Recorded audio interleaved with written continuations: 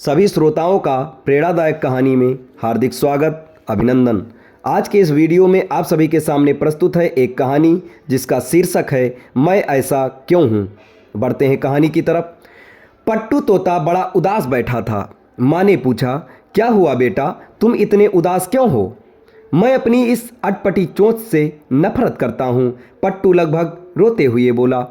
तुम अपनी चोंच से नफरत क्यों करते हो? इतनी सुंदर तो है। माँ ने समझाने की कोशिश की।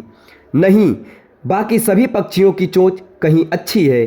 बिरजूबाज, कालू कौआ, कल की कोयल, सभी की चोंच मुझसे अच्छी है, पर मैं ऐसा क्यों हूँ? पट्टू उदास बैठ गया। माँ कुछ देर शांति से बैठ गई। उसे भी लगा कि शायद पट्टू सही कह रहा है। पट्टू को समझाए तो कैसे? तभी उसे सूझा कि क्यों ना पट्टू को ज्ञानी काका के पास भेजा जाए, जो पूरे जंगल में सबसे समझदार तोते के रूप में जाने जाते थे। माँ ने तुरंत ही पट्टू को काका के पास भेज दिया। ज्ञानी काका जंगल के बीचों बीच एक बहुत पुराने पेड़ की शाखा पर रहते थे। पट्टू उनके समक्ष जाकर बैठ गया और पूछा, काका, मेरी एक समस्या है। प्यारे बच्चे, तुम्हें क्या समस्या है, क्या दिक्कत है, बताओ मुझे, काका बोले। पट्टू बताने लगा, मुझे मेरी चोंच पसंद नहीं है। ये कितनी अटपटी सी लगती है, बिल्कुल भी अच्छी नहीं लगती। वहीं मेरे दोस्त बिरजूबाज, कालू कौआ, कल की कोयल, सभी की चोंच कितनी सुंदर है। काका बोले, सो तो है, उनकी चोंचें तो अच्छी हैं। खैर, तुम ये बताओ कि क्या तुम्हें खाने में केचुए और कीड़े मकोड़े पसंद हैं? छी, ऐसी बेकार चीज़ें तो मैं कभी ना खाऊं, पट्टू ने झट से जवाब दिया। अच्छा छोड़ो, क्या तुम्हें मछलियाँ खिलाई जाएं? काका ने पूछा, या फिर तुम्हें खरगोश और चूहे परोसे जाएं? बक बक, काका की कैसी बातें कर रहे हैं आप? मैं एक तोता हूँ, मैं ये सब खाने के लिए नहीं बना हूँ, पट्टू नाराज होते हुए बोला।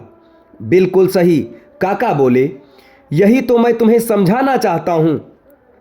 ईश्वर ने तुम्हें कुछ अलग तरीके से बनाया है। जो तुम पसंद करते हो वो तुम्हारे दोस्तों को पसंद नहीं आएगा, और जो तुम्हारे दोस्त पसंद करते हैं वो तुम्हें नहीं भाएगा। जरा सोचो, अगर तुम्हारी चोंच उन्हीं के जैसी होती, वैसी नहीं हो, तो क्या तुम अपनी फेवरेट ब्राज़ीलियन अखरोट खा पाते? नहीं ना। इसलिए अपनी जीवन ये सोचने में ना लगाओ कि दूसरे के पास क्या है, क्या नहीं है।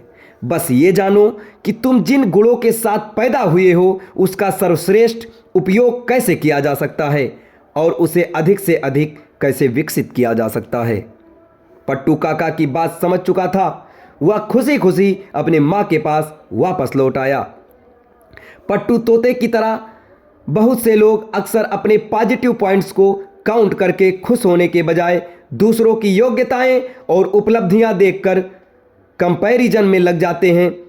और दोस्तों, दूसरों को देखकर कुछ सीखना और कुछ कर गुजरने के इंस्पायर होना ठीक है, पर बेकार के कंपैरिजन कर किसी से ईर्ष्या करना हमें डिसअपॉइंटेड करता है। हमें इस बात को समझना चाहिए कि हम सब अपने आप में यूनिक हैं, और हमारे पास जो एबिलिटीज़ और क्वालिटीज़ हैं उन्हीं का प्रयोग करके हम अपने जीवन को सार्थक बना सकते हैं।